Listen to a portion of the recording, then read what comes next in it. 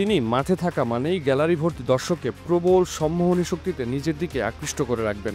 ভক্তরা তার হয়েই গলা ফাটাবে। কয়েকদিন আগেই জানিয়ে কিছুটা আক্ষেপ করেছিলেন কলকাতা নাইট রাইডার্সের এক কর্মকর্তা।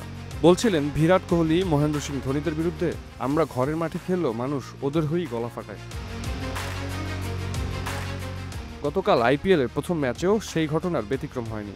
ইডেন হয়ে রইল বিরাটময়। দেখে কে বলবে যে অ্যাওয়ে ম্যাচ খেলতে মাঠে নেমেছেন বিরাট কোহলি? ইডেনে যে তিনি ছিলেন কিং।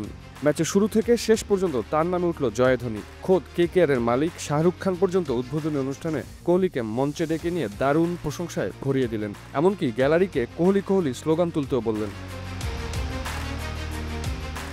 কেকেআরের মালিক হয়তো ঘুমনাক্ষরও ভাবেননি যে ম্যাচে এভাবে তাণ্ডব চালাবেন বিরাট।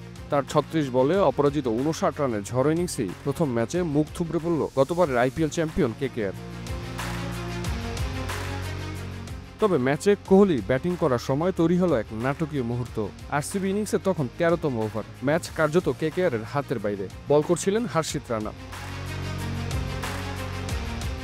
হর্ষিতের পঞ্চম বলে বাউন্ডারি মারলেন কোহলি, পূর্ণ করলেন হাফ সেঞ্চুরি। আইপিএলে যা তার ৫৬তম হাফ সেঞ্চুরি। ঠিক সেই সময় হাইকোর্ট প্রান্তের জি ব্লক থেকে দেখা গেল এক তরুণ লোহার ব্যারিকেড টপকে মাঠে প্রবেশ করেছেন। পরনে টি শার্ট ও ট্রাউজার্স, মাথায় আরসিবির ব্যান্ডানা। মাঠে ঢুকেই দৌড় শুরু করলেন। উদ্দেশ্য কোহলি। সোজা দৌড়ে গিয়ে কোহলির পায়ে গিয়ে পড়লেন। প্রিয় নায়ককে কাছ থেকে দেখে মন্ত্রমুগ্ধ হয়ে রইলেন। তারপরে জড়িয়ে ধরলেন কোহলিকে।